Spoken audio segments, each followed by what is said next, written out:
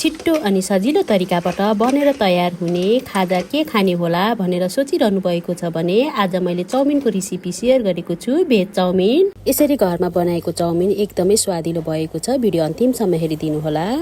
नमस्कार, स्वागत छ यहाँहरूलाई मेरो घरेलु किचनमा। म हुँ अरुणा। चाउमिन बनाउनको लागि नुडल्सलाई उमाल्नु पर्दछ। त्यसको लागि मैले एउटा दिउरीमा 1.5 लिटर जति पानी राखेर उमाल्न जाँदैछु। यसमा मैले थोरै नुन राखे अनि नुन राखिसकेपछि मैले यसमा थोरै तेल पनि राखेको छु। तेलले चाहिँ चाउमिनलाई एक आपसमा टाँसिन दिँदैन। अब हामीले पानीलाई उम्लिन दिनु पर्दछ। चाउमिन बनाउनको लागि लोकल नुडल्स लिएको छु। यो चाहिँ हाम्रो गाउँघरमा सजिलैसँग पाइन्छ।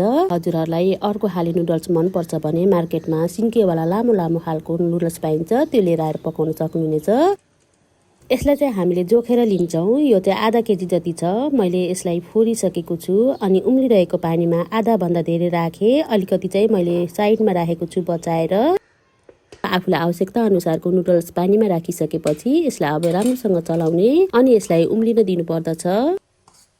मिडियम टु हाई हिटमा एकैछिन पकाइसकेपछि हाम्रो नुडल्स उम्लिन्छ अनि यसलाई राम्रोसँग चलाउने।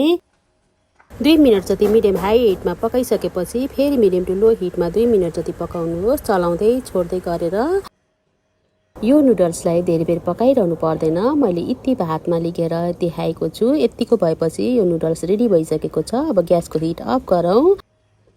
ग्यासको हिट अफ गरेर 2 मिनटपछि मैले यसलाई एकचोटि राम्रोसँग पखालेँ। फेरि एकअर्कामा टाँसिन्छ नि त।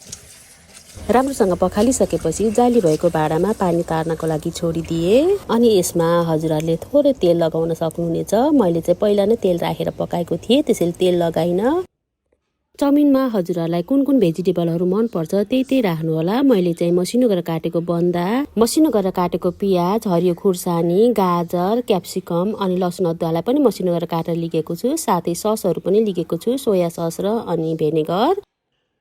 अब सबै सामग्रीहरू रेडी पारेर तयार पारिसकेपछि अब पकाउनको लागि मैले ग्यासको हिट अन गरेर कराई बसालिसकेको छु अनि त्यसमा मैले तेल राखेँ, सनफ्लावर तेल। तेललाई राम्रोसँग तात्न दिइसकेपछि मैले त्यसमा मसिनो गरेर काटेको लसुन र अदुवालाई राखेँ अनि यसलाई राम्रोसँग चलाएर मिक्स गरेको छु। एकैछिन फ्राई हुन दिनु पर्दछ यसलाई। लसुन र अदुवालाई एकैछिन फ्राई गरेर हल्का कलर चेन्ज भइसकेपछि यसमा मैले काटेको पियाजलाई राखेँ। यसलाई राखेर एकचोटि राम्रोसँग चलाउने। पियाजलाई एकैछिन फ्राई गरिसकेपछि मैले मसिनो गरेर लामो आकारमा काटेको हरियो खुर्सानीलाई राखेको छु। पिरो चाहिँ हजुरहरूलाई कतिको मनपर्छ त्यही अनुसारले खुर्सानी राख्नु होला। मैले चाहिँ 3-4वटा हरियो खुर्सानीलाई काटेर राखेको छु। यसलाई राखेर एकैछिन चलाउने। अब हजुरहरूलाई मनपर्ने भेजिटेबलहरू राखेर फ्राई गर्न सक्नुहुनेछ। चना अथवा मसरुम पनि राखेर फ्राई गर्न सक्नुहुनेछ। मैले चाहिँ आफूलाई मनपर्ने भेजिटेबलहरू काटेर राखेको छु। सुरुमा मैले क्याप्सिकम राखेँ अनि गाजर राखेँ, साथसाथै बन्दालाई पनि राखेर राम्रोसँग चलाएको छु। यति बेला चाहिँ आगोको हिटलाई मिडियम टु हाईमा राखेर फ्राई गर्नुपर्दछ भेजिटेबलहरूलाई। हजुरहरूले यसलाई ननस्टप चलाउँदै गर्नुपर्दछ।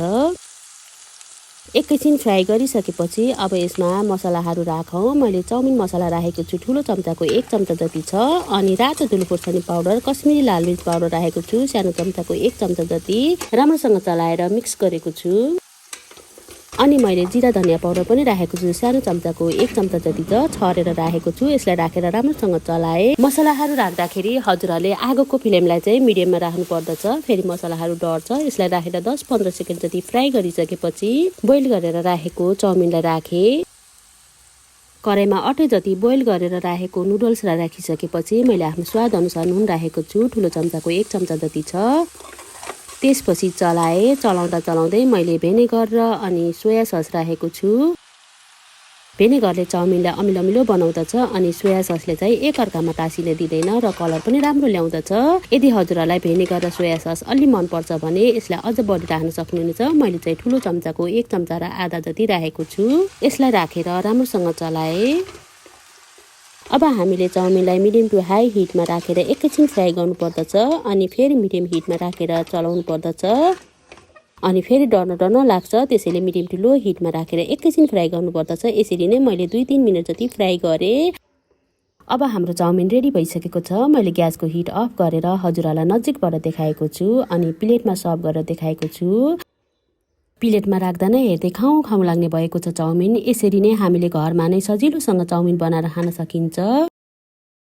आज बनाएको चाउमिनको रेसिपी हजुरहरूलाई कस्तो लागिरहेको छ? भिडियो मन परेमा अवश्य पनि लाइक गरिदिनु होला, कमेन्ट गरिदिनु होला।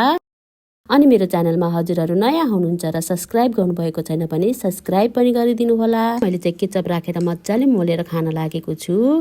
Thank you for watching. Have a good day. Bye by.